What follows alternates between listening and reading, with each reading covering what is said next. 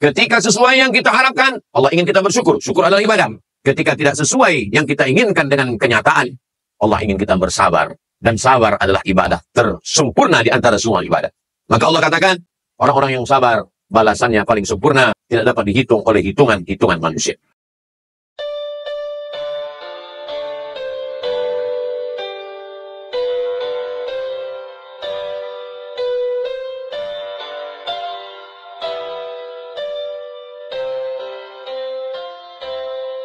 Alhamdulillah, wassalatu wassalamu ala rasulillah, sayyidina wa maulana Muhammad ibn Abdillah, wa ala alihi wa sahbihi wa man tabi'ahu wa mawalah. Ashhadu an la ilaha illallah wahdahu la sharika lah, wa ashhadu anna sayyidina Muhammadan abduhu wa rasuluhu la nabiyya ba'dah. Allahumma salli ala sayyidina Muhammadin an-nabiyil ummi wa ala alihi wa sahbihi wa barik wa sallim. قال الله تعالى في القرآن العظيم وهو أصدق القائلين أعوذ بالله من الشيطان الرجيم يا أيها الذين آمنوا اتقوا الله حق تقاته ولا تموتن إلا وأنتم مسلمون. وقال تعالى في آية أخرى يا أيها الذين آمنوا اتقوا الله وقولوا قولا سديدا يصلح لكم أعمالكم ويغفر لكم ذنوبكم ومن يطع الله ورسوله فقد فاز فوزا عظيما. عباد الله أوصيكم ونفسي بتقوى الله وطاعته فقد فاز المتقون. Hadirin jamaah Jumat yang dimuliakan Allah Subhanahu wa taala. Seandainya manusia duduk 500 tahun termenung untuk memikirkan dia datang dari mana, dia akan kemana, dan untuk apa dia berada di sini, maka niscaya dia tidak akan pernah mampu menjawab. Begitu kata filosof dari Yunani. Karena keterbatasan akal manusia untuk menjawab pertanyaan dari mana, mau kemana, untuk apa, maka Allah dengan Rahman dan Rahimnya mengutus Sayyidina wa Maulana Muhammad sallallahu alaihi wasallam. Karena kalau hanya untuk merenung hidup ini akan membingungkan, maka beliaulah yang memberikan jawaban berdasarkan wahyu dari Allah Subhanahu wa taala. Dari mana kita datang? Wa idza akhadha rabbuka min bani adama min zuhurihim dzurriyyatahum wa asyhadahum ala anfusihim alastu bi rabbikum. Ingatlah ketika Allah sudah mengambil persaksian perjanjian dari kamu semua. Belum ada darah, belum ada kuku, belum ada bulu, belum ada rambut, belum ada daging. Ketika itu roh kita semua sudah berkumpul di hadapan Allah Subhanahu wa taala. Dan Allah bertanya dengan satu pertanyaan. Alastu bi rabbikum? Bukankah aku ini Rabb kamu? Lalu kita semua menjawab, bala syahidna, kami bersaksi engkau adalah Rabb kami. Dari sanalah kita datang. Ini bukan tempat kita. Ini tempat perantauan, tempat ujian, tempat jalan-jalan. Nanti kita akan kembali ke tempat asal kita. Maka semua yang kembali selalu kita sebut inna lillah wa inna ilaihi raji'un. Semuanya kembali. Di tempat perantauan hati memang tidak tenang, selalu ingin pulang. Maka selalu keluar ungkapan ar-rahah fil jannah. Ketenangan itu nanti di kampung halaman tempat asli kita di surga bersama Allah, bersama Rasulullah sallallahu alaihi wasallam. Setelah kita tahu, kita sadar kita datang dari mana, lalu untuk apa kita di sini? Wa ma khalaqatul jinna wal insa, tidaklah aku ciptakan jin dan manusia illa liya'budun, kecuali hanya untuk satu saja, beribadah. Kalaulah hidup hanya untuk beribadah, lalu bagaimana dengan perdagangan, perniagaan, pertanian? Bagaimana dengan membesarkan anak-anak? Disitulah kasih sayang Allah. Yang berdagang pun juga bernilai ibadah. Melangkahkan kaki dari rumah, Bismillahirrahmanirrahim, wa'tasamtu billah, la haula wa la quwata illa billah. Maka sesungguhnya di dalam tokonya, di dalam rukonya, di dalam pasarnya dia sedang beribadah. At-tajir seorang pedagang, as-saduq jujur, al-amin amanah, tidak curang, tidak bohong, tidak tipu, tidak dusta. Ma'an nabiyyin, mereka bersama dengan para nabi, was-siddiqin, bersama dengan orang yang benar, wasyuhada, bersama orang mati syahid, wassalihin, mereka akan bersama dengan orang-orang yang saleh. Mereka beribadah. Seorang ulama ahli tasawuf bersama diberi nama Imam Junaid al-Baghdadi. Kita selalu mengenal bahwa Islam ini iman, itulah dia akidah. Islam, itulah dia salat, zakat, haji, umrah, puasa. Dan ada yang disebut dengan ihsan. Ihsan, hubungan batin, spiritual, mensucikan hati. Suci itu bahasa Arabnya safa. Orang yang mensucikan hati, man safa qalbuhu lillah. Mereka yang bergelimang, bergelut dengan ilmu mensucikan hati disebut dengan orang-orang menekuni ilmu tasawuf. Maka di antara ulama besarnya adalah Imam Junaid al-Baghdadi. Imam Junaid al-Baghdadi memiliki toko di pasar. Dia pagi datang membuka tokonya. Ketika ada pembeli, dia akan jual beli. Ketika tidak ada pembeli, dia sholat sunat. Ketika sepi, dia sholat sunat. Ketika ramai, dia tetap melayani. Karena dua-duanya adalah ibadah. Setelah 400 rakaat, dia tutup tokonya, dia pulang ke rumah. Sesuai antara dunianya hasanah, akhiratnya juga hasanah. Bagaimana dengan bercocok tanam, bertani? Idza waqa'at ala ahadikumul qiyamah. Kalau hari kiamat sudah mau datang, wa fi yadihi fasilah, di tanganmu ada bibit korma, falyughrisha, tanamkanlah. Tanamlah bibit korma. Kenapa? Karena kita tidak berpikir siapa yang akan memakan manis buahnya, siapa yang akan bernaung di bawah daunnya yang rimbun. Kita hanya berpikir bahwa kita sudah memakmurkan alam semesta dengan tanam-tanaman. Dosa bukan hanya zina, dosa bukan hanya khamar. Man qata'a sidratan, siapa yang memotong sebatang pohon sidir, sawwallahu ra'sahu finnar, disungkurkan Allah kepalanya ke dalam api neraka. Begitulah Islam. Islam tidak hanya membatasi ibadah pada sholat, rukun, syarat, wajib, sunat, sunan muakkad. Itu ibadah mahdah namanya. Tapi ada perbuatan-perbuatan yang kelihatannya bukan ibadah, tapi dia bernilai ibadah. Polisi, tentara, angkatan laut, darat, dan udara, mereka sedang beribadah. Kalau mereka mati, matinya jihad fisabilillah. Menjaga perbatasan negara, menjaga keutuhan negara, bagian dari ibadah dengan niatkan bismillah dengan nama Allah. WC, toilet, bau busuk, jorok, najis, tempat setan, masuk ke dalamnya dengan berdoa, Allahumma inni a'udzubika minal khubuthi wal khaba'ith. Maka ketika itu dilakukan, itu pun juga bernilai ibadah. Begitulah luasnya rahmat Allah Subhanahu wa ta'ala. Langkah kaki, hayunan tangan, kedipan mata, bisikan telinga, berapa darah yang dicuci buah pinggang, berapa nafas yang berhembus, berapa lintasan hati dan pikiran, kita mau semuanya itu bernilai ibadah kepada Allah Subhanahu wa ta'ala. Karena kita tidak diciptakan untuk apa-apa kecuali melainkan hanya beribadah. Itulah mengapa subuh kita katakan iyyaka na'budu, kepada Engkau kami beribadah. Tergelincir matahari kita lagi mengulang iyyaka na'budu. Condong matahari saat petang kita ulang lagi. Tenggelam matahari kita ulang. Sempurna gelap malam sholat isya, dan kita terbangun tahajud malam, kita katakan iyyaka na'budu. Kami beribadah hanya kepada Engkau, tidak kepada lain. Karena memang tujuan hidup kita adalah ibadah. Bagaimana ibadah orang kaya? Dengan hartanya bangun masjid, menyantuni anak yatim. Bagaimana dengan orang yang fakir miskin? Dengan sabarnya, dengan ridhanya, menerima takdir ketetapan Allah. Orang yang sakit pun beribadah. Yang hari ini terbaring di ruang ICU, mereka sesungguhnya juga dengan sabarnya ibadah. Kalau sesuai keinginan kita dengan keinginan Allah, yang kita doakan, yang kita harapkan datang, Allah ingin kita bersyukur. Syukur adalah ibadah. La in syakartum la azidannakum. Kalau tidak sesuai yang kita inginkan dengan yang datang, kita risau dan marah, maka kita dalam murka Allah. Ketika sesuai yang kita harapkan, Allah ingin kita bersyukur. Syukur adalah ibadah.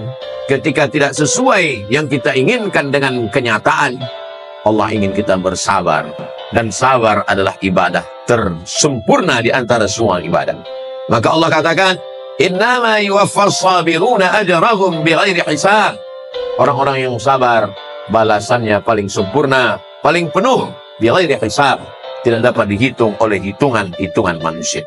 Maka kalau kita lihat perjalanan nabi-nabi, ibadah mereka lebih banyak sabar daripada syukur.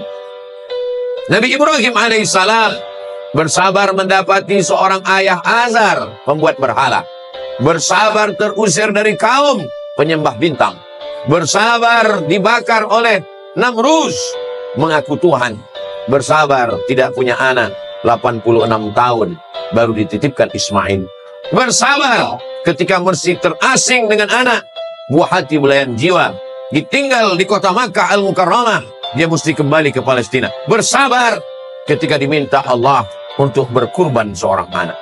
Lebih banyak sabar daripada syukur. Man asyaddun nasi balaan? Siapa orang yang paling kuat ujiannya ya Allah, ya Rasulullah? Rasul menjawab, orang yang paling kuat imannya, itulah yang paling keras ujiannya. Al-Anbiya, para nabi-nabi. Thumma al-amthal fal-amthal. Dan orang yang lebih kuat. Jadi ketika ujian datang silih berganti, hubungan kita dengan Allah kita bangun dengan husnuzan. Kalau dengan manusia saja kita bisa husnuzan, kenapa seorang anak buah diperintahkan untuk menunggu direktur atasan mampu menunggu sekian jam? Kenapa dia mampu menunggu? Hanya karena mengharapkan gaji bulanan, karena mengharapkan naik pangkat dan jabatan. Dia husnuzan dengan atasannya. Mengapa kita tidak pernah husnuzan dengan yang paling tinggi, paling mulia, paling agung, paling teratas di antara semua atasan? Dialah Allah. Kita husnuzan kepada Allah Subhanahu wa ta'ala. Menyenangkan atau menyusahkan, baik atau tidak baik, itu menurut pandangan kita. Dalam pandangan Allah semuanya baik. Maka kita mintakan kepada Allah yang baik menurut Allah. Berapa banyak anak-anak menganggap orang tua tidak sayang. Anak berharap ingin dibelikan handphone. Anak berharap ingin dibelikan sepeda motor. Anak berharap ingin dibelikan mobil. Orang tua yang tidak membelikan keinginannya menganggap orang tua tidak sayang. Padahal itulah orang tua yang sayang. Dia tidak ingin anak ini rusak. Dia tidak ingin anak ini kecanduan game online. Dia tidak ingin anak ini akalnya tidak dipakai untuk belajar. Seorang anak saja sulit untuk menangkap logika seorang ayah. Bagaimana dengan logika Allah Subhanahu wa ta'ala? Maka hubungan kita dengan Allah yang paling indah adalah hubungan husnuzan. Buah daripada husnuzan adalah ridha. Sebelum matahari terbit kita sudah katakan aku ridha. Raditu billahi rabba. Aku ridha menerima segala ketetapanmu ya Allah. Orang yang paling bahagia adalah sururul qalbi bimururil qada. Hati merasa bahagia melewati perjalanan takdir Allah Subhanahu wa ta'ala. Sampai kapan? Lelah, letih, kecewa, sakit hati, marah. Sampai kapan? Sampai akhirnya kita tidak lagi mampu berkata dan berbuat apa-apa. Muda, belia, terang benderang. Sampai pada akhirnya menguning, layu dan mati. Di sini tempat kita sejenak singgah. Dalam perjalanan panjang, mampir sejenak ke pom bensin, ke toilet, berwudu, makan, istirahat. Setelah fresh, kita lanjutkan perjalanan. Perjalanan kita selanjutnya adalah kembali menghadap Allah. Ketika kita sudah lulus dengan berbagai macam ujian, ridha, sabar, tawakal, berat ujian hidup. Ada yang maha besar tempat mengadu. Angkat kedua tanganmu, katakan Allahu Akbar. Besar ujian hidupmu. Ada yang maha besar. Allahu Akbar. Besar dosamu. Ada yang ampunannya lebih luas. Dzunubi mithlu a'dadir rimali. Dosaku sebanyak buih di lautan, sebanyak pasir di pantai. Tapi ampunanmu lebih luas, lebih banyak lagi daripada itu ya Allah. Abu'ulaka bi'ni'matika alayya. Aku datang menghadapmu, membawa nikmatmu, nikmat mata, nikmat tenaga. Wa abu'u bidzambi. Tapi justru aku datang membalasnya dengan dosa-dosaku. Tapi aku yakin dan percaya Engkau mengampuni segala silap, salah dan dosa. Innallaha yaqbalu taubatal 'abdi qabla an yugharghir. Allah menerima taubat seorang hamba. Sampai kapan? Adakah batasan 40 tahun? Tidak ada. Sebelum gharghara, sebelum sakratul maut, kembali ke jalan Allah. Ya ayyuhallazina amanu Orang yang percaya bahwa dia akan kembali kepada Allah, hidup sejenak sementara. Man arafad dunya hanan alaih. Siapa yang kenal dunia, maka ringan bagi dia menjalani hidup dunia. Dunia tak sampai setengah sayap nyamuk. Dunia tak sampai setetes dari lautan samudera. Bagi yang dapat setetes, jangan bangga, jangan bahagia, karena yang kau dapat hanya setetes. Bagi yang tidak dapat, jangan kecewa, karena yang tidak kau dapatkan pun cuma hanya setetes. Masih ada lautan yang luas. Walal akhiratu khairul laka minal ula. Akhirat lebih utama. Wal akhiratu khairu wa abqa. Akhirat lebih baik, akhirat lebih kekal. Seorang penggali parit berkubang lumpur dari jam 7 pagi sampai jam 7 petang. Gajinya dimakan, diambil oleh orang yang lebih berkuasa, yang lebih hebat. Kecewa, sakit hati. Dia masih bisa tersenyum. Mengapa? Karena dia yakin ada akhirat. Malik yaumiddin. Di sana ada keadilan. Di sana akan ada perhitungan. Hatta yuqadus satul jalha, hatta yuqadus satul qarna. Sampai-sampai kambing yang bertanduk akan dituntut oleh kambing yang tidak bertanduk. Begitulah keadilan Allah Subhanahu wa ta'ala. Untuk apa ada akhirat? Bagi mereka yang tidak, keyakinan is. Orang yang meyakini tidak ada Tuhan, tidak ada malaikat, tidak ada akhirat, mereka akan stres, mereka akan depresi, mereka akan bunuh diri. Bagi mereka gedung yang tinggi, puncak daripada penyelesaian segala masalah. Naik ke atas gedung, terjun ke bawah. Kalau dia bahagia, sebahagia-bahagianya, karena menurutnya dialah puncak kebahagiaan, tidak ada Tuhan. Kalau dia stres, susah, depresi, dia akan amat sangat menderita dalam hidup. Orang beriman, kalau dia sukses, kalau dia kaya, kalau dia berkuasa, maka dia akan berkata, hadza min fadli rabbi. Ini karunia Tuhanku. Liyabluwani, untuk menguji aku. Ashkur, apakah aku akan bersyukur, am akfur, atau aku akan kufur. Kalau dia sedang diuji, susah, sakit, menderita, dia tidak stres, dia tidak putus asa. Karena itu hanyalah salah satu bagian dari cara Allah untuk menguji imannya. Untuk apa kita hidup sampai hari ini? Kenapa kawan kita, sahabat kita lebih muda, lebih sehat, lebih dulu mati daripada kita? Alladzi khalaqal mauta, Allah menciptakan mati, wal hayata, Allah menciptakan hidup. Liyabluwakum ayyukum ahsanu amala. Allah menguji siapa yang paling baik amalnya. Bukan yang paling tinggi jabatannya, bukan yang paling banyak hartanya, bukan yang paling ganteng wajahnya. Ayyukum ahsanu amala. Siapa yang paling baik amalnya. Sampai pada akhirnya kita akan menghadap Allah. Allah mengundang, ya ayyatuhan nafsul mutmainnah, wahai jiwa yang tenang, irji'i ila rabbiki radiyatan mardiyah. Kembali, ini bukan tempat engkau, ini hanya tempat persinggahan. Kembali ke tempat yang lebih baik, lebih kekal, lebih abadi. Irji'i ila rabbiki radiyatan. Engkau dalam keadaan ridha, mardiyah, dan Allah pun meridai engkau. Fadkhuli fi ibadi, masuklah ke dalam golongan hambaku. Wadkhuli jannati, masuklah ke dalam surga. Innal ladzina amanu, orang-orang yang percaya, tsumma istaqamu, kemudian mereka istiqamah, tatanazzalu alaihimul malaikah, turun malaikat kepada mereka. Apa kata malaikat? Allah takhafu, jangan takut. Jangan takut dengan sakaratul maut. Jangan takut. Wala tahzanu, jangan sedih, jangan cemas, jangan sedih meninggalkan istri, anak, keluarga, kantor, kawan, sahabat. Jangan sedih. Setelah takutnya hilang, sedihnya terbang. Wa abshiru bil jannati allati kuntum tu'adun. Berbahagialah, engkau mendapatkan janji Allah. Dan Allah kalau sudah berjanji, innaka la tukhliful mi'ad, engkau tidak pernah ingkar janji. Semoga kita selalu dalam keadaan istiqamah iman dan Islam, bersabar dalam keadaan senang, kenyang, diberikan kekuatan dalam keadaan susah dan payah.